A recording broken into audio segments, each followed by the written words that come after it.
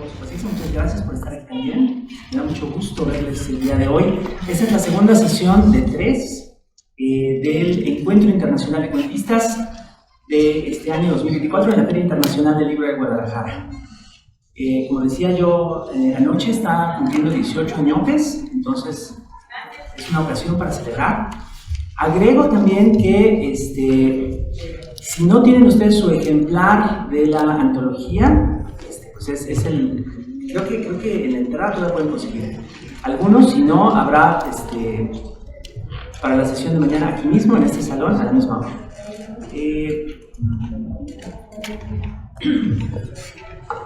Y también nomás como, digamos, para fines de calidad en el servicio, ¿podrían ustedes levantar su antología, los que la tengan? ¡Ay, qué cosa tan bonita! ¡Qué cosa tan bonita! Ahí no me la mandas, No nomás me cagues, me la mandas. Muchas gracias. Yo sé que hay algunas personas, incluso que han venido en más de una ocasión, en más de un año, aquí al encuentro. Les agradezco mucho, especialmente. Eso es todo. Les voy a pedir un favor especial. Si tienen ustedes, ya que estamos como en este aniversario de la adultez de nuestro encuentro, si tienen ustedes más de un ejemplar de las antologías de diferentes años, o si tienen como su coleccioncita parcial o total de antologías de otros años del encuentro, tómense una foto y pónganla en redes y etiquétenos. A ver qué pasa. Podría ser interesante. Y a mí personalmente me daría mucho gusto verlo, ¿qué les voy a decir? Pero bueno, vamos a pasar a lo interesante, al trabajo de nuestras autoras y nuestro autor de hoy. Voy a presentarlos muy sucintamente. Toda la información sobre ellos se encuentra ya en las antologías. Allí también pueden leer lo que hemos llamado aquí en el encuentro el credo cuentístico, es decir, las opiniones de cada autor y autora sobre el cuento. Entonces ahí se van a poder enterar de muchos más detalles acerca de su trabajo, de cómo piensan, y por supuesto, después de que haya tenido lugar la lectura de los textos de cada uno de ellos, va a haber la oportunidad de que conversen con ustedes, que es finalmente el objetivo del encuentro, para que nos encuentremos. Vamos a comenzar, pues yo creo que vamos a comenzar otra vez como de allá para acá. Sí, ¿por qué no? Vamos a empezar con Luis Miguel Ricas, de Colombia. Un aplauso, por favor.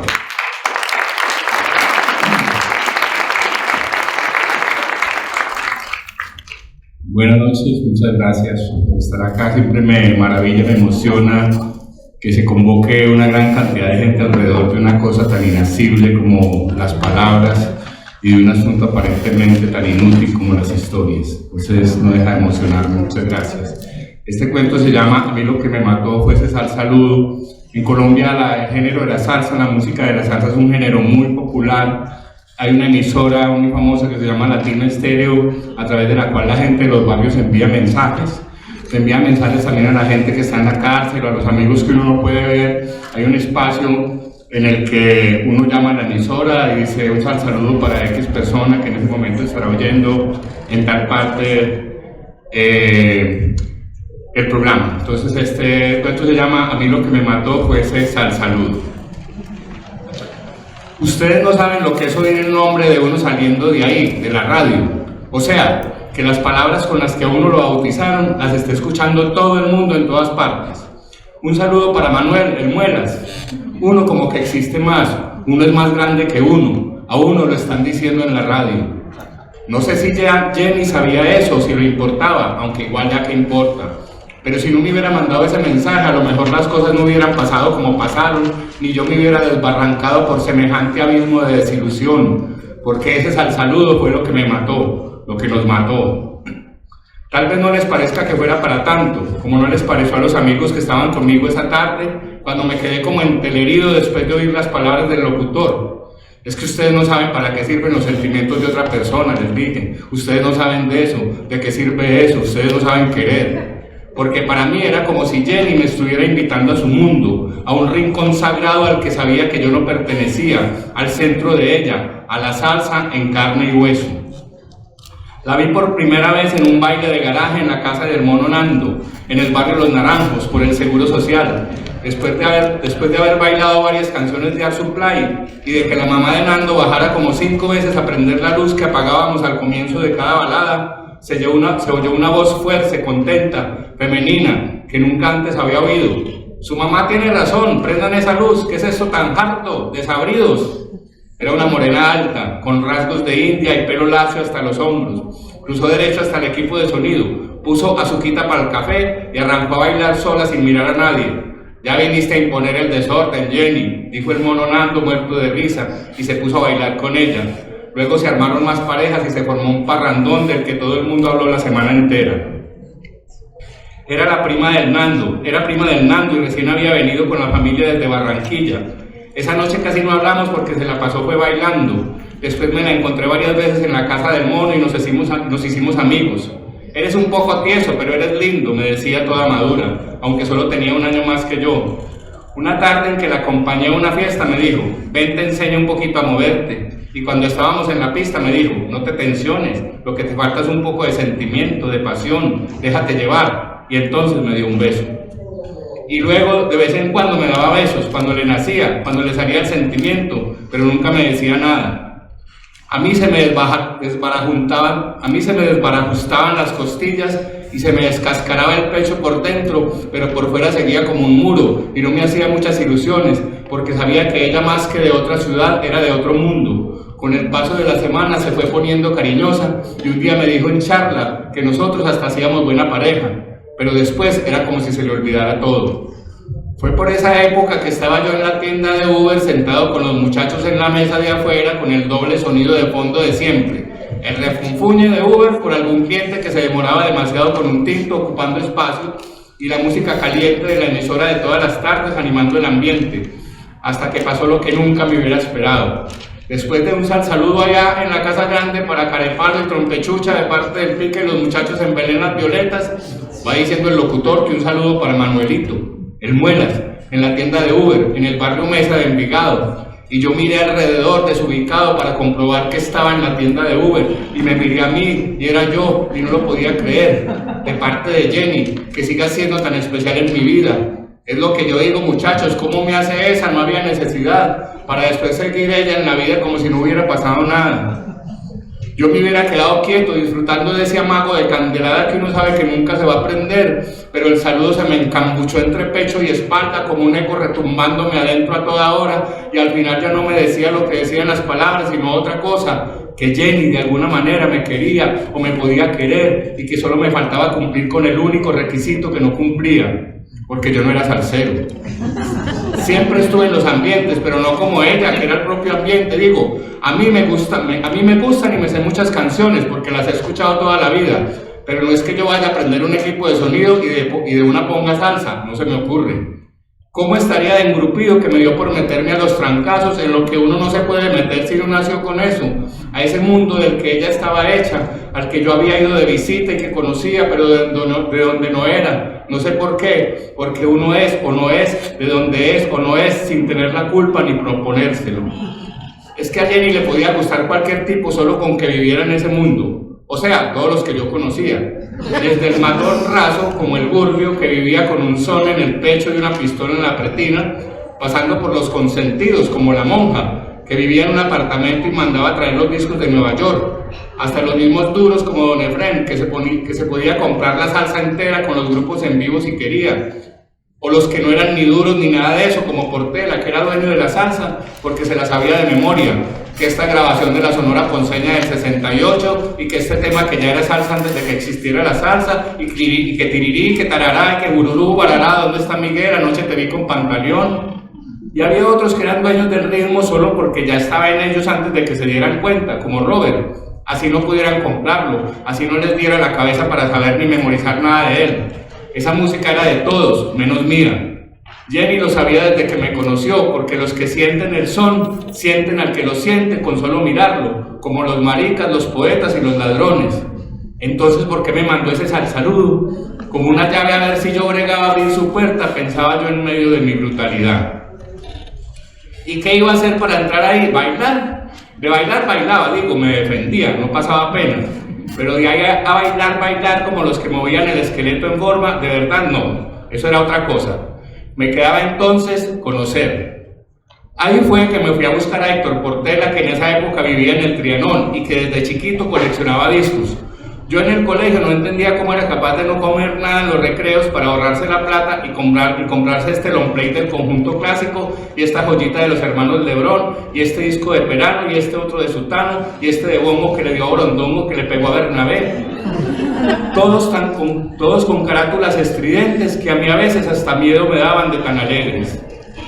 Portela abre la puerta y se asoma al pasillo con cara de dormido y con hablado bajito me saluda y yo le digo de una: hermano, necesito saber de salsa ya. Y él se queda mirándome extrañado, ¿cómo así? Y yo le contesto: saber de música, que cuál está el grupo y cuál tal cantante y tal canción. Y él, más extrañado todavía, levanta los hombros: ¿y usted para qué necesita saber eso? A una cosa, le digo. Y Portela me mira con cariño de amigo y no con suficiencia de intelectual universitario de debate del centro, cosa que le agradezco, y me dice: hermano, si quiere se vienen estos días y oímos música. Yo ahora ando muy ocupado, pero cuadramos para esta semana y se viene por la tarde y nos parchamos a escuchar, ¿le parece? Y yo le digo: listo, hermano, gracias. Y salgo más aburrido que al principio, porque comprendo en ese instante que no es por ese lado que se encuentra lo que estoy buscando, que estoy queriendo oír a Dios con la oreja dañada. No me quedaba otra que demostrarle a Jenny que así yo no fuera a la salsa, si estaba en el ambiente duro con la gente dura, lo que muchos chichipatos sabelotodo, coleccionista o bailarín ni se podía soñar. Entonces fue que pensé en la monja.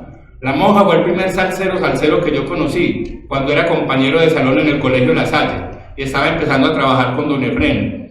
Me acuerdo que una vez llegó al salón cantando Decisiones de Rubén Blades, cuando recién había salido el disco, y era una cosa que nadie había escuchado, una canción con un parlamento como el profesor de filosofía, algo desconocido, no como ahora que todo el mundo se la sabe sin necesidad de saber lo que dice. Y la monja estaba ganado porque era de los íntimos de don Efrén. Entonces por la noche voy a la esquina de la heladería Los Álamos, que era donde se mantenía, y lo saludo y le pregunto por Viviana, la hermana, y por la mamá. Y en medio de todo le digo que cuándo me va a invitar a una rumba de las que organiza el patrón, que yo nunca he conocido un conjunto en vivo. Que me dé ese aguinaldo, que él ha sido muy ñarria conmigo para los amigos que hemos sido. Y la monja se ríe y me dice: déjese que en estos días que haya alguna lo invito. Y nos despedimos y yo me voy sin muchas esperanzas, y resulta que a la semana me llama y me dice que pilas pues, que este viernes hay una pachanga organizada por el patrón y que caiga y que ya todo está hablado y que ojo lo hago quedar mal, que él ha dado muy buenas referencias mías. Llego a esa fiesta en las transversales con Jenny del Gancho y me sino entrar y ella quedarse boquiabierta, sin poder creer que los que están en la tarima armada, en mitad del parqueadero gigante, afinando los instrumentos, son nada más y nada menos que los del mismísimo grupo Nietzsche. Y la monja nos presenta a don Efrén, que abre unos ojos del tamaño de los reflectores del escenario cuando ve a Jenny, que ni cuenta se da, enajenada, mirando a los músicos con ganas de tirárseles en voladora. Don Efrén le dice: venga mi amor, y nos lleva a sentarnos a un lado de los músicos, y pasamos toda la noche bebiendo, y Jenny bailando, y don Efrén loco con Jenny, y Jenny loca con la música ahí al frente en carne y hueso. A la semana siguiente el patrón mandó a la monja a que le llevara a Jenny, ya sin mí, a una finca donde había organizado otra fiesta, y ahí fue que empezó la cosa entre ellos. De lo que estoy seguro es que no fue solo por la plata, también pudo haber sido por eso, pero no solo por eso, porque Jenny, antes que interesada o cualquier otra cosa, era salsera. Lo que pasa es que él tenía las dos cosas. Decían que había sido de los que organizó la fiesta de donde se tuvo que volar Héctor Lavoe, en una de esas fincas de por la vía de Las Palmas adentro. No más con eso debió haber quedado matada. Me la imagino casi ahogada preguntándole: ajá, entonces usted conoció a Héctor Lavoe en persona. Y él moviendo la cabeza con una sonrisa y pensando: sí, mi amor, incluso lo secuestré en persona. Y tal vez por eso fijo fue que en una de esas se volvió mocita de don Efrén. Después no la volví a ver y supe de un viaje a Nueva York y otro a Miami, de las fiestas y las inauguraciones en las que era la reina. Y ella cada vez más lejos y yo cada vez más despeñado por el barranco de la desilusión, rechiflado en mi tristeza, metido en las cantinas tangueras, flotando en mares de aguardiente sin pasante. Mientras Jenny tiraba la marchanta en los morlacos del otario y yo pidiendo más trago y poniendo más tangos, y ella en la milonga entre magnates con sus locas tentaciones que se le había entrado muy adentro en el pobre corazón. Cuando ya no tenía para pagar en las cantinas, seguí bebiendo fiado. Y en la tienda de Uber, que a cada rato me mostraba el cartón de cigarrillos Royal con la chorrera de números en lapicero rojo y refunfuñaba diciendo que la cosa estaba muy dura, que por lo menos le abonara algo. Y yo contestaba que sí, hermano, estése tranquilo, sin entender esa realidad bajita de tendero, tan distinta al mundo elevado de mi noble decadencia, aventado en un precipicio de sentimientos bonitos que me hundirían hasta lo más alto, porque sabía que ella venía en sentido contrario, subiendo hacia lo más bajo, y que a lo mejor en algún momento de esa trocha por la que íbamos ambos, nos íbamos a encontrar, pero no nos encontramos nunca más. Cuando don Efrén calmó goma con ella y se fue dispersando en otras mujeres, la dejó sola, aunque no libre, en el apartamento del poblado que le había comprado. Le puso 2 macancanes parados a la salida del edificio las 24 horas para que no se le fuera a descarriar. Pero con el paso del tiempo y más mujeres y nuevas para atender, don Efrén se fue relajando. Los manes dejaron de montar guardia todo el día y ella se podía volar cada tanto. Fue cuando la empezaron a ver por el centro, manejando un despacioso Mercedes rojo, atisbando rumberos por las calles oscuras, a la salida del Suave, por los lados del Tibiri, merodeando por la Fuerza, anhelante, buscando movimiento y sabrosura. Y en una de esas fue que conoció a un estudiante de comunicación social de la Bolivariana, la oveja negra de una de esas familias grises de Laureles, más feo que un carro por debajo, pero con swing y son y sabor, ingenioso, chistoso y bailarín, que le devolvió el fuego y la alegría y el sandungueo. Jenny se empezó a enamorar y todo iba bien hasta que un viernes los guardaespaldas la pillaron saliendo con el man de un hotel en la autopista sur. Y cuando don Efrén lo supo, no crean que mandó a matar al muchacho, que por ahí anda todavía sabroseando las noches en el Tibiri, sino que a Jenny la encontraron envuelta en una bolsa de polietileno negro, flotando en el río Medellín. Cuando lo supe, yo ya me había alejado de las cantinas y estaba en ese momento de insensibilidad que llega después de que uno se ha chupado una desilusión hasta el tuétano. Iba en el colectivo cuando van diciendo en Cómo va Medellín, el locutor, que encontraron un cuerpo y que y que identificada como Jenny Salcedo Daza. El nombre de ella saliendo de la radio, cuando yo casi ya no lo vi en mi cabeza, escuchado por todo el mundo en todas partes. Jenny Salcedo Daza, que ya no existía, existiendo en ese momento en el colectivo para todos, más grande que ella misma, mucho más ella para mí ahora que no era, ni lloré ni nada. Pasé toda la mañana como pasmado y por la tarde, antecitos del programa, llamé a la emisora y pedí que me hicieran el favor de pasarme un saludo para Jenny, allá en el barrio que sabemos, para decirte que tu amor es un periódico de ayer, guardado en un baúl que solo yo conozco, de donde lo saco cada tanto para releer tu nombre, de parte de Manuel Hermuela.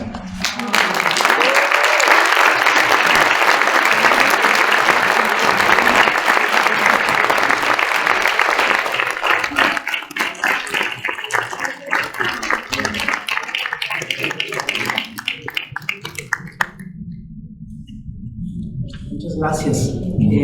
Perdón, rapidísimamente, como tenemos varias cámaras que están apuntándonos, pido a la mesa que le demos un saludo aquí a los que nos están viendo.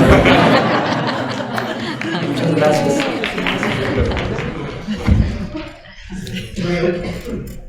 Vamos a continuar con Rocío Rivera de Uruguay. Adelante. Qué compromiso leer después de este maravilloso cuento. Y además sentís el ritmo cuando lo... Muchas gracias. Y bueno, yo soy, como dijo, me llamo Rocío Rivera, y soy lo que los libros traen a nuestras vidas. Yo soy una uruguaya que ganó un premio en Estados Unidos y a raíz de ese premio conoció a un editor ecuatoriano. Y gracias a este editor ecuatoriano, y estoy acá en México presentando mi libro. Entonces, las vueltas que ustedes saben que los libros dan a nuestras vidas. Y este cuento que les voy a leer ahora hace parte de mi libro Cualquier Cosario. Puerta trampa. Sábado 13. El doctor dice que sería bueno que llevara un diario. Fue porque me quejé de la pérdida de memoria. Dijo que era normal en estas situaciones. Casi me pongo a reír, como si me acordara cómo era yo cuando era normal. Tengo que escribir todos los días, todos aunque sea un poquito, de lo que sea, me dijo. No importa de qué, si tiene ganas de escribir sobre cómo está el clima el día de hoy, si quiere hacer la lista de las compras, un recuerdo bonito de la infancia, planificar algo que quiera hacer más adelante, todo es siempre más adelante. Yo le hago caso, porque quiero mejorar. Me vuelve a recetar las mismas pastillas. Domingo 14. A mí me daba lo mismo cualquier casa. Es más, si no fuera porque el contrato vencía y los dueños no querían renovar, yo habría seguido en el mismo apartamento. Fue Julián el que insistió, que nos iba a hacer bien mudarnos. No hay nada que me fastidie más que ver casas, pero no podía con su entusiasmo. Todo para hacerle el gusto a él, para que se quede contento. Hice una amague de sonrisa y le aseguré que sí, que ya había tomado mis pastillas. No le dije que todavía siento crecer la mancha en el pecho. Hay días en que crece y crece tanto que pienso que voy a explotar. Lunes 15. Hoy me levanté sin ganas de escribir. Julián me compró unos cuadernos de espiral y unas lapiceras de colores. No quiero decirle que hace tiempo que dejé de ver en colores. Mi película es en blanco y negro como el televisor de los abuelos. A veces descubro a Julián mirándome fijamente como si estuviera esperando que pase algo. Un día de estos me va a poner en la frente un letrero de frágil, como en los cajones de la mudanza.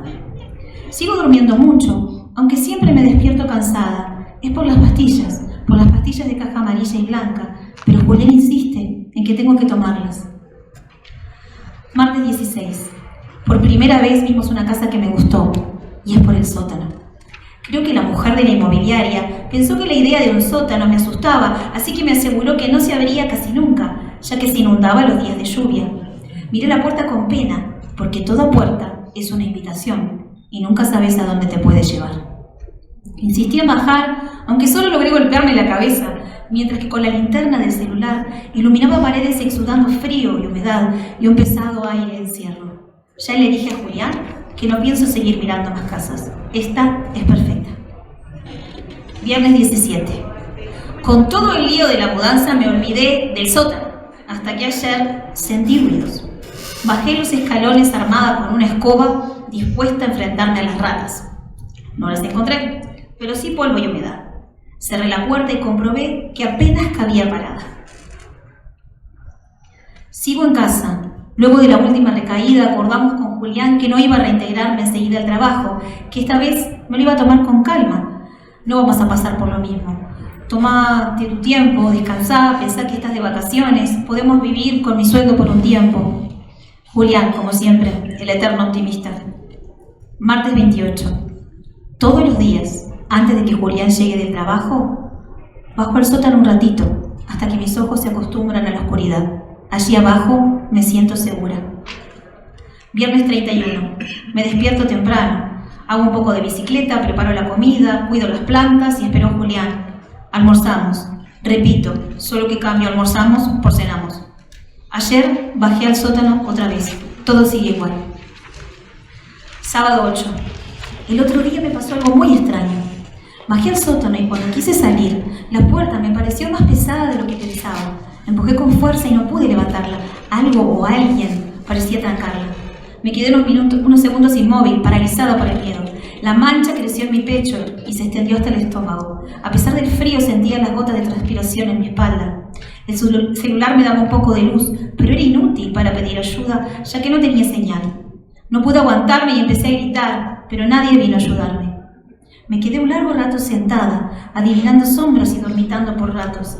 Ya más tranquila, empujé con fuerza la puerta y cedió. Le dije a Julián y no me contestó, pero yo sé que fue hasta el botiquín y contó las pastillas.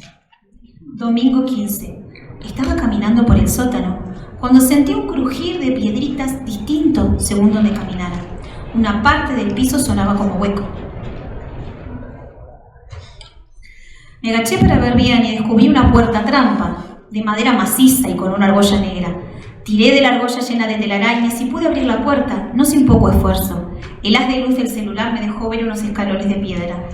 Bajé los escalones y me hallé caminando por un estrecho túnel. Sus paredes de cristal me hacían acordar a un hormiguero que hicimos en un bollón de vidrio en tercer año. Solo que en este intrincado hormiguero, en lugar de túneles de hormigas, se ve una maraña infinita de cables y cañerías. Creo que no voy a bajar más. Lunes 24. Volví a bajar. Y esta vez me animé a recorrer el túnel hormiguero. Nunca hubiera sospechado lo que había al final. Apenas puse un pie fuera del túnel, se encendieron unas luces blancas y me encontré en el umbral de una extraña habitación. Parecía una gigante horma de queso. En el centro, en el pedestal, un prisma metálico. No es exactamente un prisma, sino más bien algo parecido a un obelisco. Unos escalones más abajo del obelisco, una gigante poltrona negra. Pero lo más sorprendente estaba en el techo. Cuando levanté los ojos, vi que los materiales de construcción, la tierra, todo lo que estaba sobre el techo del queso era semi-translúcido. A través de una imagen casi fantasmal de las baldosas, veía mi casa. ¿Y si el techo se caía? ¿Se cae? Salí rápido y cerré la puerta trampa. Martes 25. Anoche soñé que vivía entre túneles subterráneos de cristal, observando el mundo desde abajo, desde las raíces. Las raíces son importantes, son el origen de todo. Veía el mundo a través de suelas de zapatos, patas de muebles y pelusas de polvo. He decidido que de aquí en más la sala metálica sea llamada la sala de control. Miércoles 26. El techo parece firme, así que me animé a sentarme en la poltrona negra. Me pareció la silla más cómoda sobre la que me había sentado en mi vida, de un material desconocido para mí, suave pero mullido a la vez. La sala de control siempre huele limpio, a pieza recién desinfectada. ¿Quién vivía aquí? ¿Para quién era la silla? Le he bautizado el sillón de mando. Revisé cada milímetro del obelisco y no pude encontrar nada, ningún tipo de botón o palanca. Sigue allí, soberbio y brillante. Viernes 28. Antes yo sabía quién era y lo que quería ser. Ahora ya no sé quién soy, pero no importa, o nunca importó. Cuando me siento a contemplar mi silencioso mundo subterráneo, estoy en paz. Hay algo muy bello en el obelisco, en su aguda punta de alfiler. Si lo miro por un rato, algo me dice que todo va a estar bien, que esto es lo que tengo que hacer. Descubrí que la puerta trampa tiene una traba para cerrar desde adentro. ¿Será esto algo similar a una habitación de pánico? Jueves 3. Apenas puedo esperar a que Julián se vaya al trabajo. En cuanto sale por la puerta de entrada, yo me adentro a explorar los túneles. Ahora descubrí que la habitación tiene puertas a distintos pasillos, pero cuando trato de pasar una pared invisible me lo impide. Tampoco veo luz en algunos de esos pasillos. El único lugar al que puedo ir es al sillón de mando o volver a casa. Sábado 12. Finalmente pude entrar a uno de los pasillos y me llevó a una pieza similar a la primera. Cuando miré el techo, me tuve que sostener de la pared porque me dio un poco de vértigo. Estaba contemplando el esqueleto de un edificio de apartamentos. Los muebles eran fantasmas de los objetos sólidos, en colores pálidos pero visibles, como mirar láminas transparentes de los libros del cuerpo humano, los órganos vitales, pulsantes, los pulmones, los intestinos, las venas. Aquí todo es diferente, hasta el sonido. Se filtra a través de una sordina. Distingo voces, pero no lo que dicen. Lunes 21. Descansaba en mi silla de mando cuando la puerta se abrió en el piso. Fue todo muy repentino. No sé qué hice de diferente esta vez. Creo que traté de girar en la poltrona como si estuviera en la silla de mi computadora. 3 escalones por debajo de la silla. Hay una habitación de paredes metálicas, de estilo similar a la sala de control. Tiene una cama, un baño y una pequeña heladera. Todo blanco e impoluto. La he bautizado la sala séptica. Sigo esperando alguna señal que me diga qué hacer. Lunes 28. Estaba en la cocina, haciendo la cena con Julián cuando las baldosas del piso empezaron a ponerse translúcidas. Y vi el mundo subterráneo desde arriba. Cuando miré mis pies sobre el cristal baldosa, tuve la sensación de pisar sobre el vacío.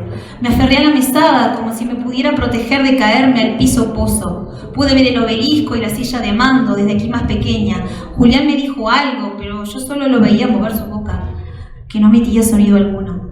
Martes 29. Mañana es nuestro aniversario y Julián quiere que salgamos a comer afuera como antes, a un lugar lindo. Yo no quiero salir. No me siento preparada. Además tengo muchas puertas y pasillos para explorar. Ayer, por ejemplo, hice un descubrimiento increíble. La heladera de la sala séptica no tiene comida.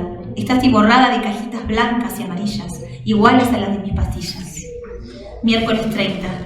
De la cena tengo un recuerdo borroso.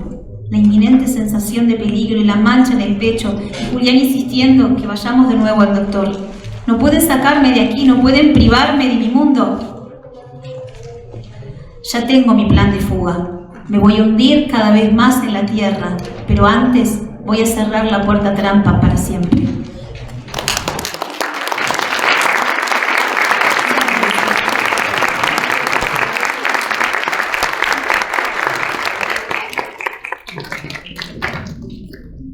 Gracias. Y ahora vamos a continuar con Atenea Cruz, de México.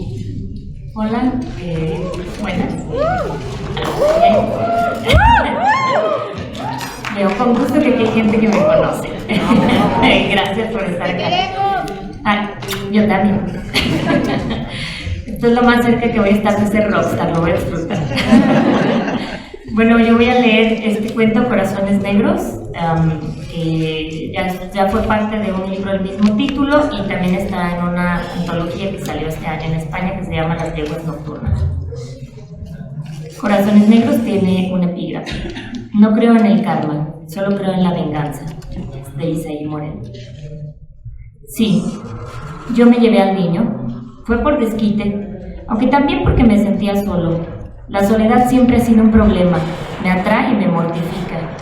No me interrumpas, estúpida. De por sí da flojera tener que explicarte letra por letra. Tú eres la interesada, no yo. Voy a contarte cosas que no debería para ver si así entiendes. También quiero desahogarme. Hace mucho que no me sincero con alguien. Me mudé a Zacatecas después de mi separación.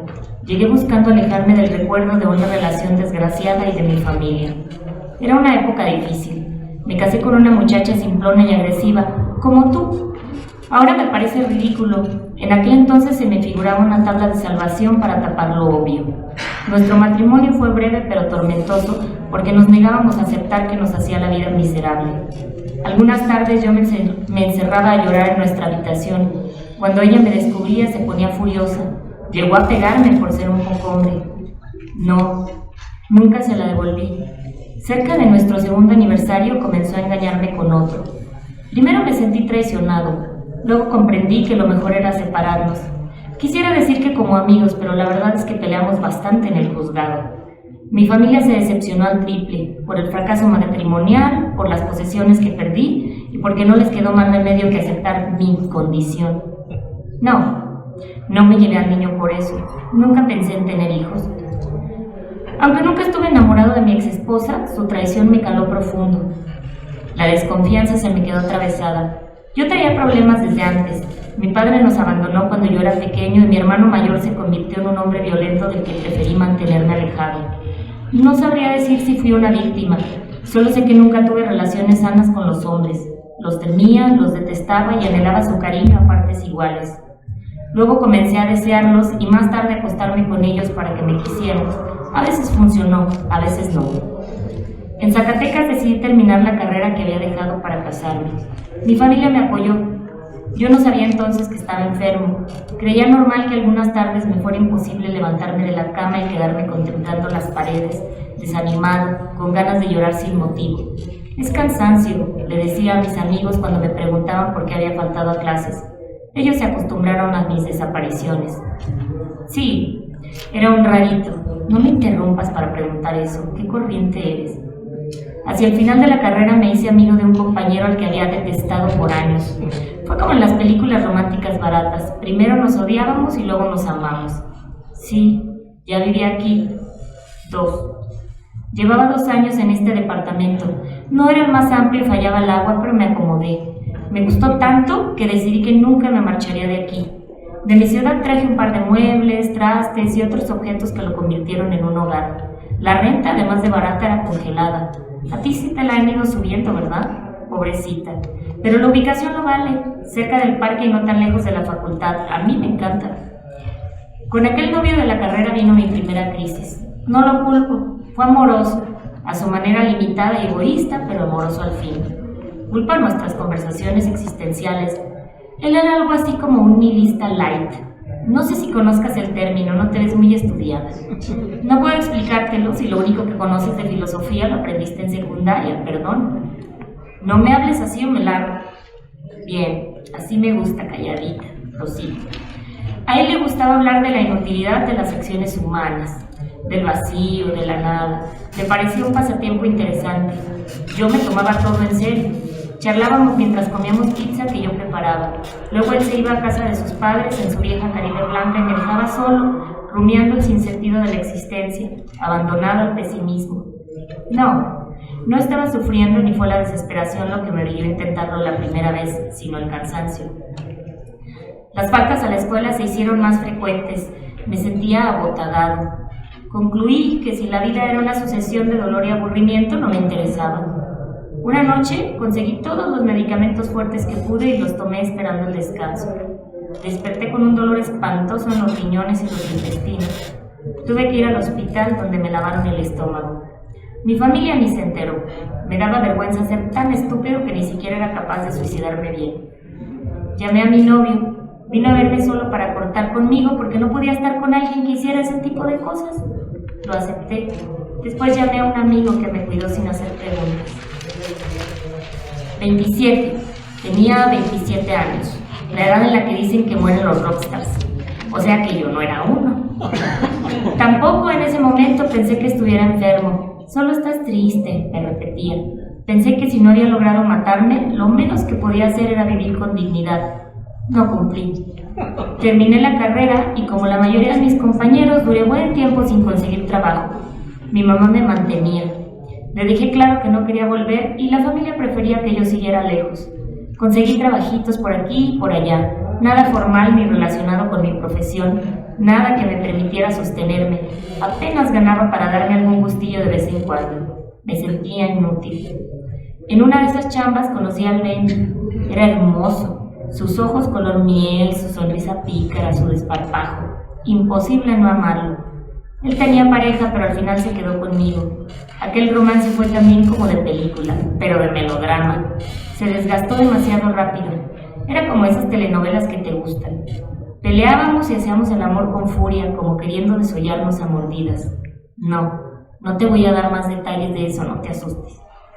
Un par de veces lo corrí del departamento y aventé sus cosas por las escaleras del edificio. Le decía que no quería volver a verlo, pero siempre lo perdonaba. Fue entonces cuando me dio por llorar en la ventana mientras vigilaba su regreso. Durante una de nuestras pocas temporadas en paz, una noche que salimos con un grupo de amigos, alguien le dio por hablar de fantasmas. Yo dije que cuando muriera, de seguro vendría a asustar a este departamento porque aquí había sufrido mucho. Los fantasmas son huellas de dolor o de odio. Me imaginé como un espectro acostado en la ventana, oscuro y sollozante, a la espera de alguien que no llegaría, espantando a los vecinos que tuvieran la mala suerte de verme. Me gustaba la idea. Después les dije que era bueno planear antes de morirse para que el espíritu no vagabundeara sin rumbo. Los demás se burlaron, lo tomaron a juego. Yo estaba hablando en serio.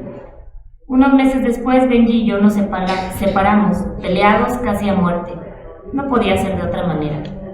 En uno de nuestros últimos pleitos lo golpeé, no tan duro como hubiera querido y no tan fuerte como el puñetazo que él me dio. Estábamos locos. Luego vino un periodo muy pesado en el que me buscaba. Aquello se terminó hasta que él se largó un viaje espiritual a Veracruz y se quedó clavado en los hongos alucinógenos. Me mandó una carta larguísima en la que me pedía perdón por todo lo que me había hecho, al mismo tiempo que me culpaba por haberlo provocado. Volví a sentirme hundido. Con la tristeza llegó el insomnio. Dormía apenas 2 o 3 horas diarias. Me daba miedo la hora de acostarme. Sabía que no conseguiría pegar el ojo. Recuerdo que me ponía tan ansioso que empezó a darme pánico salir a la calle. Me sentaba en el sillón de la sala y clavaba los ojos en la puerta. No puedo salir, no puedo, me repetía. Le temía a todo, estaba enloqueciendo. El mismo amigo de la otra vez vino al departamento y estuvo tocando hasta que sus puños en el metal de la puerta me taladraron los oídos y tuve que abrirle. Me llevó con un psiquiatra. Sí, ya sé que quieres saber dónde está el niño. Voy a contártelo cuando me dé la gana. El psiquiatra me hizo ver que estaba enfermo. Eso me liberó.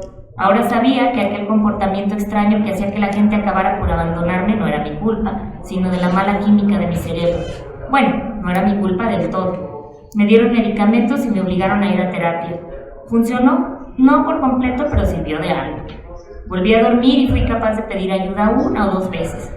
Los antidepresivos tuvieron un efecto raro en mí.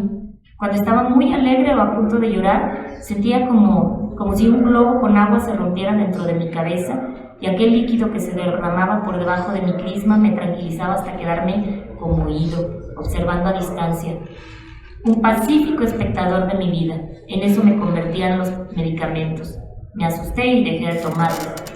Sí, claro que me afectó. La segunda vez que traté no dejé margen de error.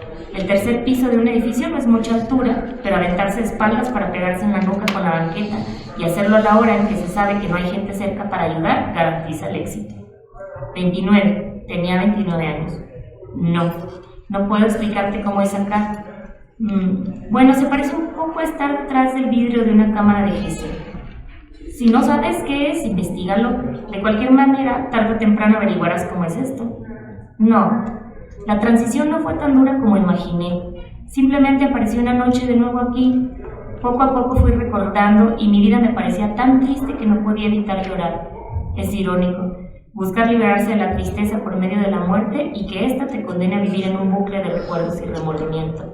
Sí, yo soy de quien te hablaron las vecinas.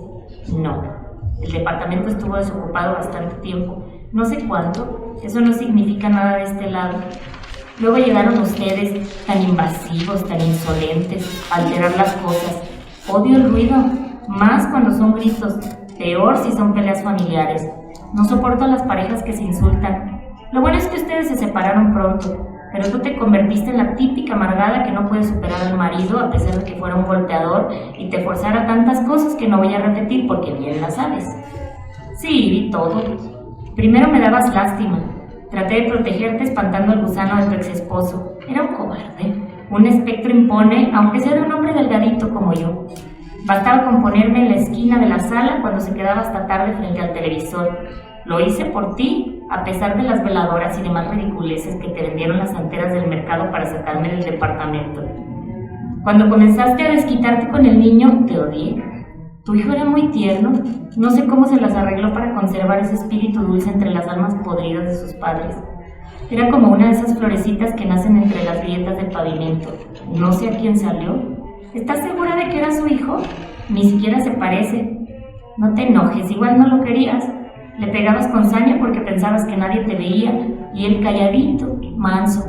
¿A quién le iba a contar que le fracturaste el brazo con un empujón? No llores, no seas hipócrita. Sí, el niño pudo verme desde el principio. Supongo que no tuvo miedo porque era inocente. No alcanzó a aprenderte la maldad. Sí, jugábamos de noche mientras dormías, o cuando lo dejabas solo, encerrado. Me encariñé con él, dejé de llorar. Él también se encariñó conmigo. Nos consolamos el uno al otro. Cuando me dijo que se quería venir a vivir conmigo, no dudé. Sí, yo le dije qué hacer y cómo. Fue fácil. La policía montada del parque es bastante inútil. Sí, está en mi viejo tanque de agua del parque, el que tiene una escalera metálica. Él es quien tira las cazuelas en la cocina. Le gusta correr y nunca había podido hacerlo sin miedo a que le pegaras. Yo sí lo dejo. Disfruta haciendo bromas, a veces le ayudo. Es un niño, quiere divertirse. Yo lo hago por molestarte. Sí, él es a quien has visto caminar rumbo a la ventana. No son figuraciones por el remordimiento de conciencia, aunque la tengas tan negra. Le gusta acompañarme. No quiere hablar contigo, por eso te contesté yo. No insistas, cállate de una vez. Queremos que te largues. Y ni se te ocurra venir con agua bendita a un sacerdote. Si los dueños del departamento no pudieron conmigo, tú menos. No, lo mejor es que lo des por desaparecido. Sería muy sospechoso que apenas se te ocurriera pedir a los policías que revisaran ahí, ¿no? Qué horrible sería ver su cuerpecito descompuesto. Respeta su memoria, déjalo así. No vaya a ser que se descubra el remedio de madre que eras.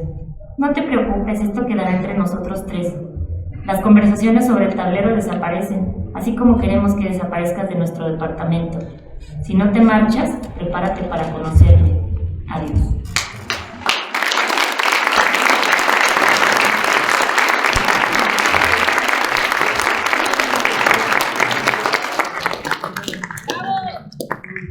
Gracias a nuestros tres cuentistas de esta sesión. Y ahora es el turno de ustedes.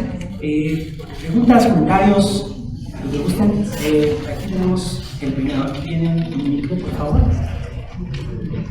Y luego por allá.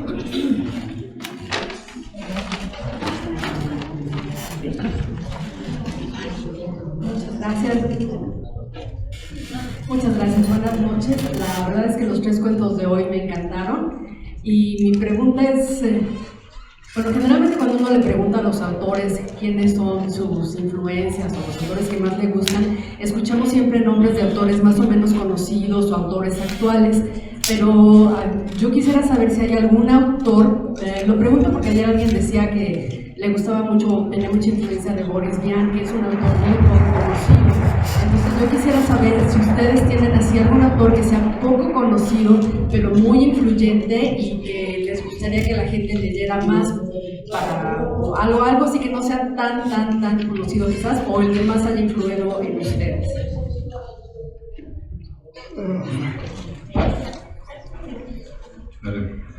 Bueno, en mi caso, yo no crecí en un ambiente, digamos, culto, donde existiera la literatura, los libros, donde fuera un entorno más popular. Mi madre es obrera de fábrica de confección y soy hijo de madre soltera, como creo que el 70% de los colombianos y latinoamericanos de los sectores populares. Entonces, siempre pensé, cuando veía las telenovelas, escuchaba las radionovelas, ¿por qué no hablaban de lo que nos pasaba a nosotros, de la cotidianidad? Y ¿por qué no hablaban como nosotros hablábamos, ¿cierto? Luego ya entré al colegio y empecé a tener acceso a la literatura y corroboré más eso, que la literatura hablaba como en otros términos que no eran mi vida. Y en un momento conocí un filósofo colombiano que se llama Fernando González, que pensaba la vida, escrutaba los misterios de la existencia con el mismo lenguaje con que compramos el tomate en la esquina. Entonces empecé a darme cuenta que la profundidad no requería malabarismos verbales ni enredos verbales. Y también conocí por esa época un escritor colombiano, Tomás Carrasquilla, que era catalogado como costumbrista, pero realmente era porque sus personajes hablaban con el lenguaje cotidiano, incluso con un español antiguo, en el lenguaje del campo. Y también por esos tiempos conocí a Andrés Caicedo, que es un escritor más conocido, un escritor, digamos, adolescente, que hablaba el lenguaje de la calle, de los barrios. Entonces empecé a darme cuenta de un poco lo que cuenta tanto de García Márquez cuando leyó por primera vez La Metamorfosis y dijo: esto se puede hacer, se puede escribir esto. Entonces para mí esos tres autores, Fernando González, el filósofo, Tomás Carrasquilla, novelista y cuentista, y Andrés Caicedo, fueron como esa revelación y ese permiso para poder escribir de lo que era la vida cotidiana y darme cuenta que era literaturizable lo que nos pasaba a diario, los pequeños conflictos. Bueno, yo digo que cuando me preguntan por las influencias, me ponen como en un brete, como digo yo, porque yo soy bibliotecaria de profesión y durante un tiempo fui lectora, ahora no tanto, pero lectora compulsiva. Y curiosamente al principio no prestaba atención a lo que leía. Yo vivía bajo la ley, todo bicho que camina va a parar al asador. Leía sin tino, sin pausa, sin prisa, sin nada, motivada por una madre muy lectora, sin prestar atención en qué era lo que se leía. No me importaba si era literatura alta, no sé. Y así fue como que agradezco mucho eso, que mi madre nunca me pusiera ningún tipo de censura a la lectura, era mi espacio de libertad. Por lo tanto, puede ser que mi literatura esté influenciada por cientos de personas que ni siquiera recuerdo hasta el nombre. Empecé recién a prestar atención a los nombres cuando estaba en el secundario y bueno, en la clase de literatura te dicen, bueno, este es el autor. Pero sí recuerdo un libro que a mí me impresionó mucho, que yo no sabía que era un autor conocido, a mí me encanta ir a librerías de segunda mano, en una feria en una calle de Montevideo que se llama Tristán Narvaja, que es la feria más grande de Uruguay, y son las librerías todos los domingos sacan las mesas llenas y llenas de libros. Y me acuerdo que un día vi un ejemplar que nadie quería comprar, todo destrozado, y lo empecé a mirar y dije, me gusta y lo llevé a mi casa, y mi madre dice, ¿vos sabés qué es este libro? Dice, El tambor de hojalata de Gunter Grass. Y yo leí así, entonces, claro, mucha literatura anglosajona también, porque leía mucho también en inglés, porque mi madre era profesora de inglés, Curcio Malaparte, recuerdo haber leído, o sea, cosas que de repente una niña, una adolescente no leía. Ahora últimamente les confieso que estoy tratando de leer más a mis compatriotas. Desde que empecé a escribir, y no a los clásicos, no a Quiroga, Benedetti, Galeano, Netti, que yo ya todo el mundo los conoce, sino que, aunque Quiroga para mí fue una gran influencia, sino que estoy tratando de leer literatura contemporánea producida ahora en Uruguay, que hay mucha cosa buena y a veces no llega a todos lados y quizá no esté acá. Pero hay mucha cosa buena.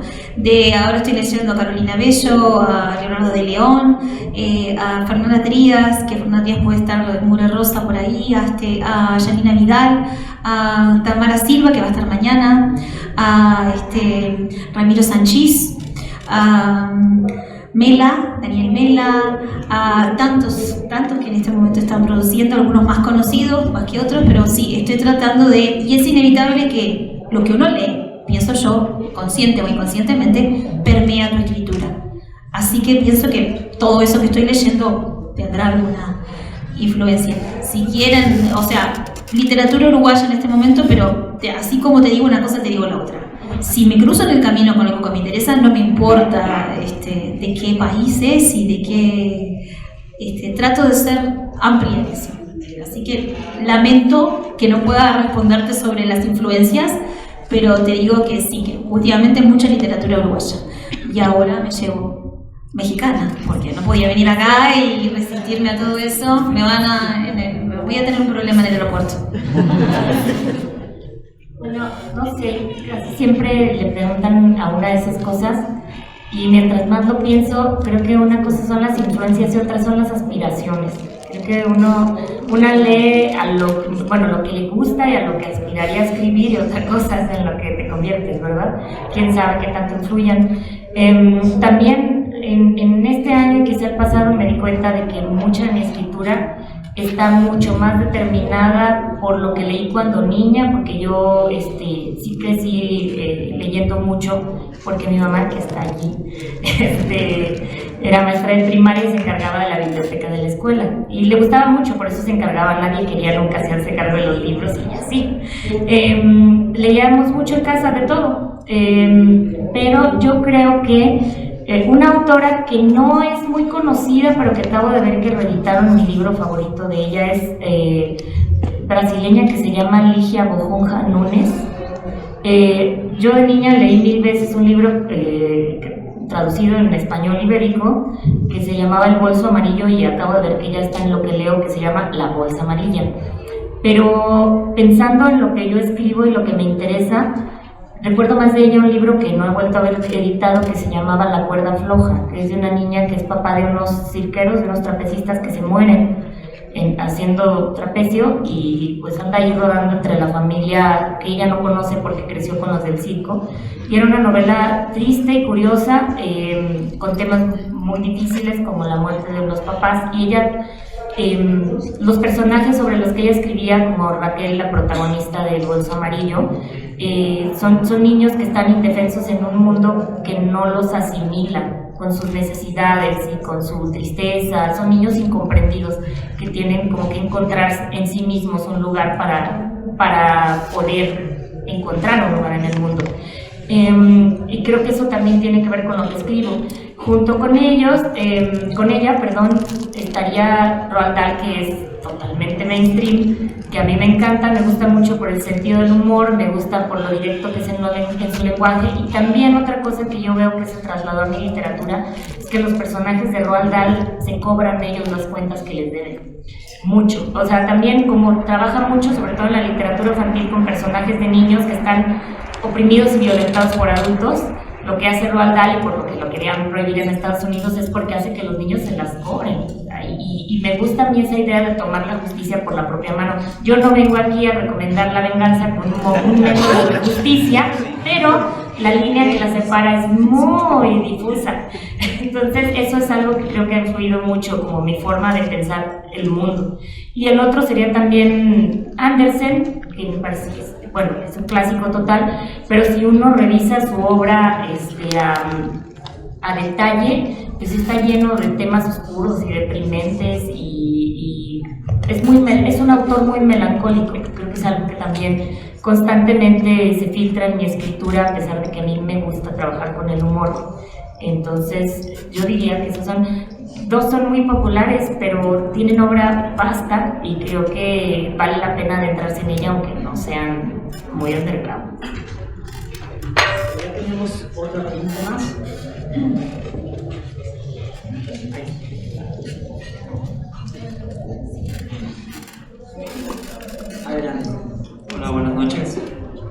La pregunta es para Luis Miguel. Tu cuento está tremendo, está muy simpático, está trágico, termina muy lindo, muy bonito, una manera de recordar a quien nos deja trágicamente o no. Entonces pasan muchas cosas en tu cuento. Yo me gustaría saber es una pregunta muy sencilla, ¿cuál fue la idea original, la idea que originó todo tu cuento? Gracias. Sí, como que el concepto básico de este cuento era, a uno siempre le dicen que uno tiene que escribir sobre lo que sabe, y siempre me han molestado mucho los mandatos en literatura sobre cómo se tienen que hacer las cosas. De hecho, me dio un poco de dificultad el ejercicio.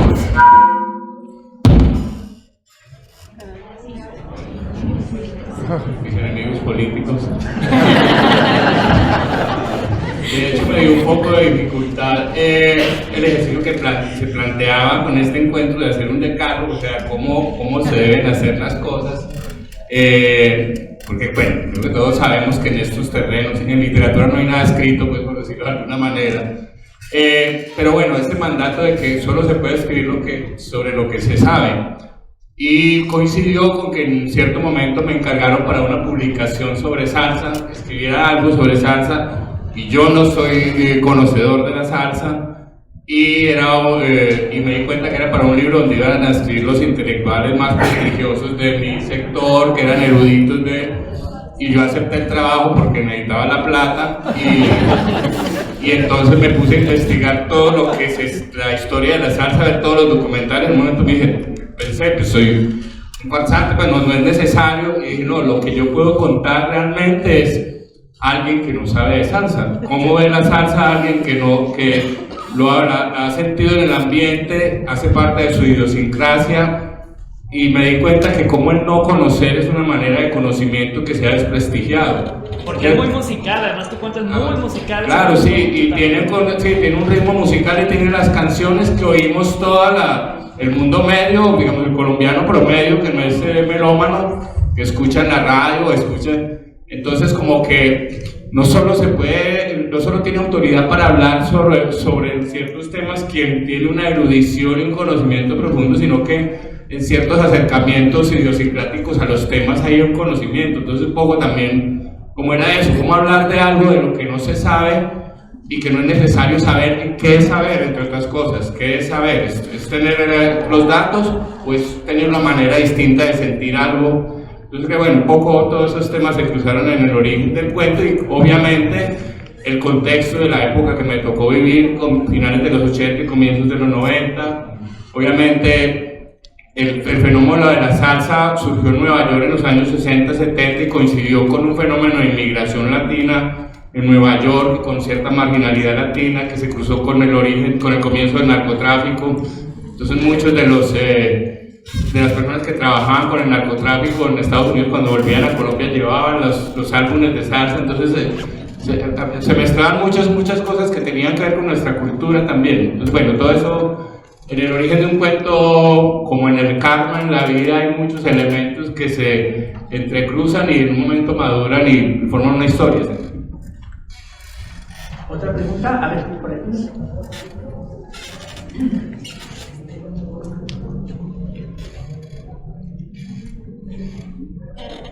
Hola, buenas tardes. Yo quería preguntarles, me llamó la atención que en su mayoría los cuentos suelen ser de terror, pero el cuento de Luis Miguel fue un poco más como gracioso, musical. Entonces tenía la duda de ¿qué géneros creen que no se abordan tanto dentro de un cuento? ¿Y cuáles géneros les gustaría ver más representados dentro del cuento? O sea, como policíaco, etc. Gracias. Me cuesta como pensar en un género que no se aborde tanto en el cuento, bueno, llamaremos tema más bien que género, ajá, porque es un género en sí mismo muy lúdico, muy abierto, y porque además, como no es muy comercial, los autores tienen mucha libertad para hacer lo que quieran. Digo, sí se vende, pues hay cantidad de libros que se pueden conseguir de cuentos, pero bueno, comparados con la novela, no se vende igual, ¿verdad?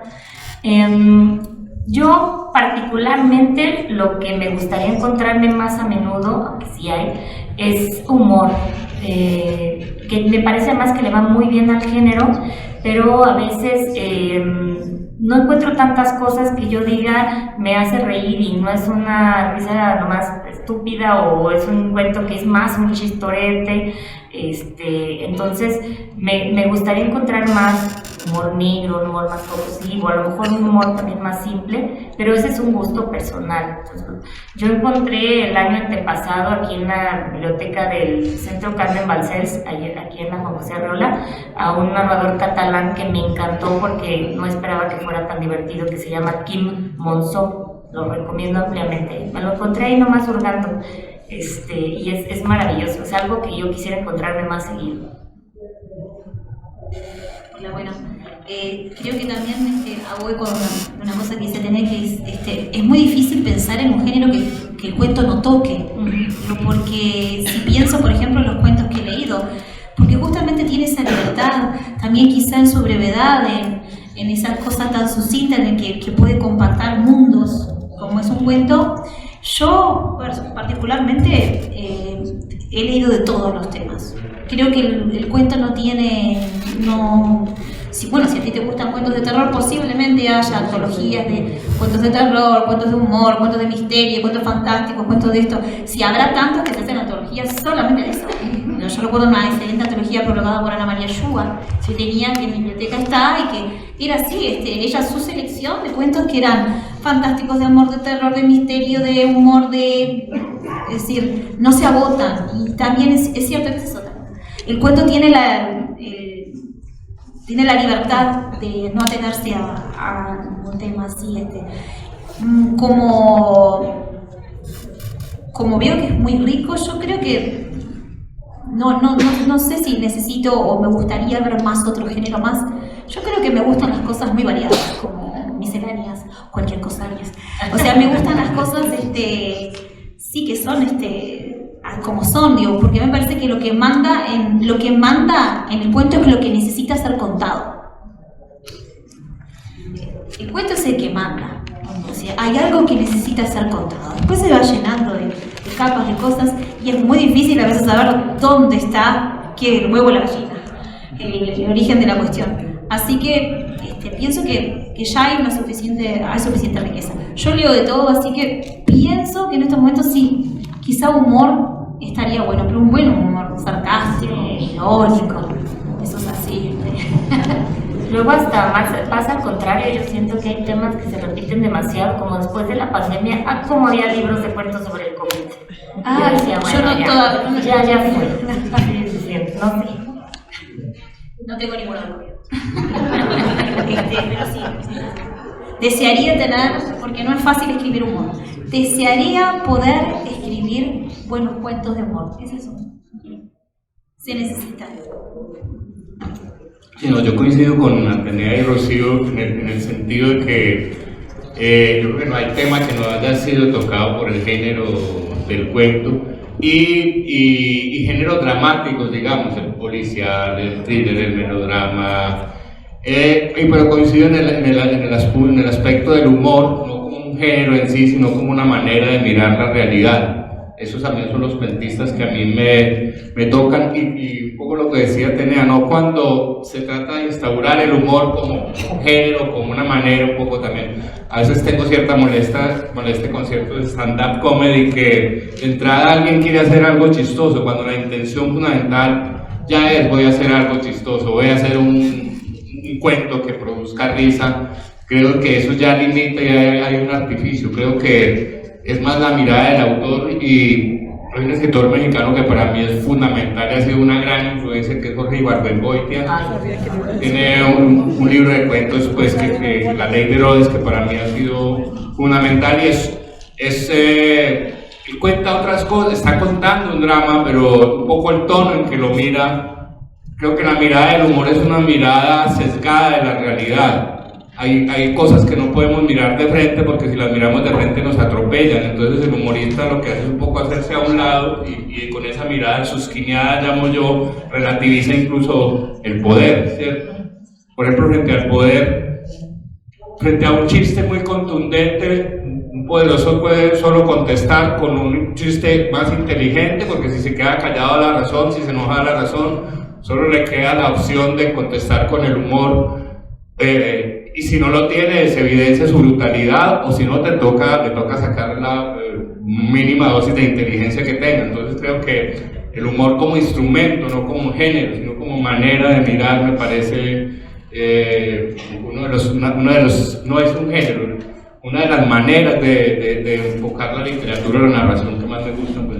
Me acordé en este momento de un escritor uruguayo que escribe cuentos de humor y muy costumbristas, Julio César Castro, más conocido como Juseca, que era todo un personaje que escribía cuentos gauchescos, así, pero con mucho humor y muy a su manera y muy personalistas. No creo que esté acá, pero si algún día pueden, quizá en internet seguro que está Juseca, Julio César Castro.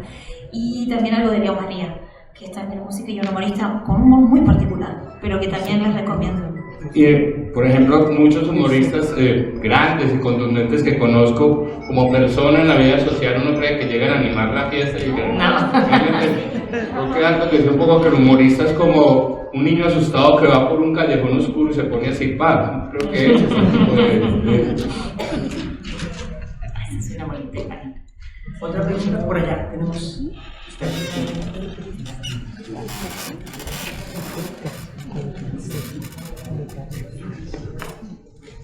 Buenas noches, es un placer de verdad escucharlos. Les confieso que entré porque tenía rato que no leía cuentos, me he estado leyendo y no soy, vamos a decir, muy letrada tampoco, yo leo para disfrutar, ¿no?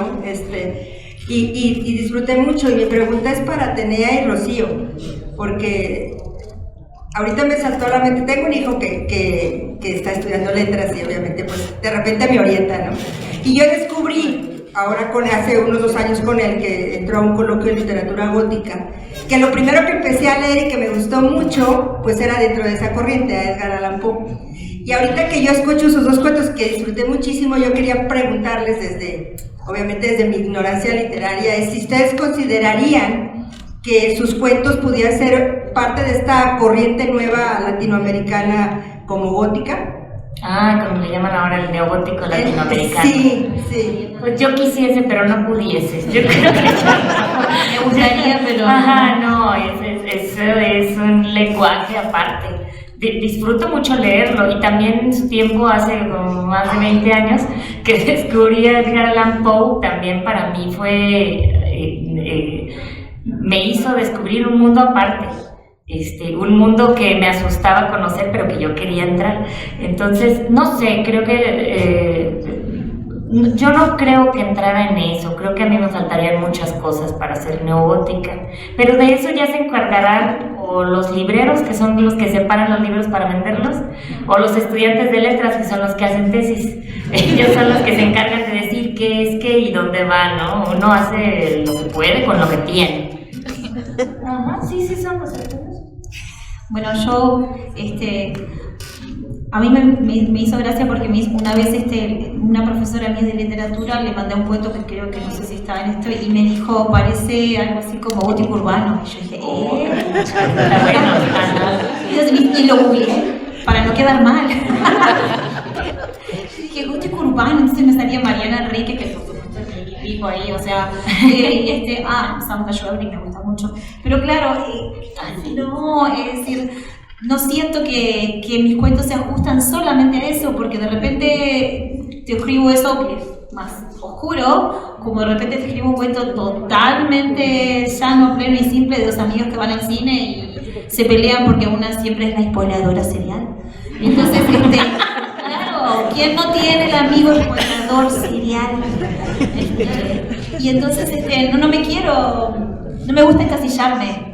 Es decir, por más que admiro mucho a estas personas que pueden mantener una conducta de escribir solo eso, tengo un amigo que solo escribe cuentos de terror y lo hace magníficamente.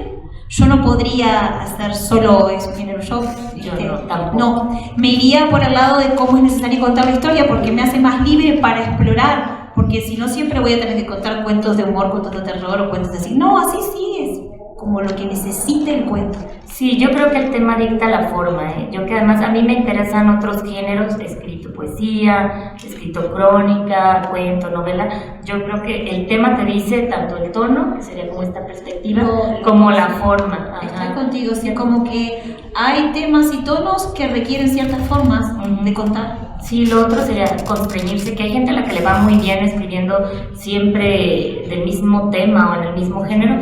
Yo no creo que sea mi caso, o sea, a mí me gusta probar de todo. Pero si nos quieren estudiar, no, adelante. No nos vamos a oponer. Tenemos tiempo para una pregunta más. ¿Quién se anima?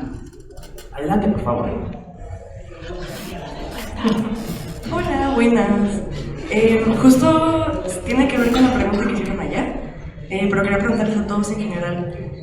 Siento que, bueno, yo considero a los escritores artistas, así que voy a decir, nosotros los artistas casi siempre nos vamos directamente a ciertos temas, así que quería preguntarles directamente cuáles son las ideas originales para sus cuentos, porque pues obviamente siempre nos dirigimos hacia ciertos temas. Y yo veo, por ejemplo, de que conozco más a Atenea, mucho gusto a los otros dos, siempre veo que tiene como que ciertos temas a los que, conscientemente o no, sigue recurriendo. Me imagino que ustedes también. Así que... Yo creo que la escritura, al menos en mi caso, así es, tiene siempre un poco, vieron que están de moda decir autoficcionar y autoficción. Bueno, yo diría que antes se decía es biográfica. Claro, ¿no?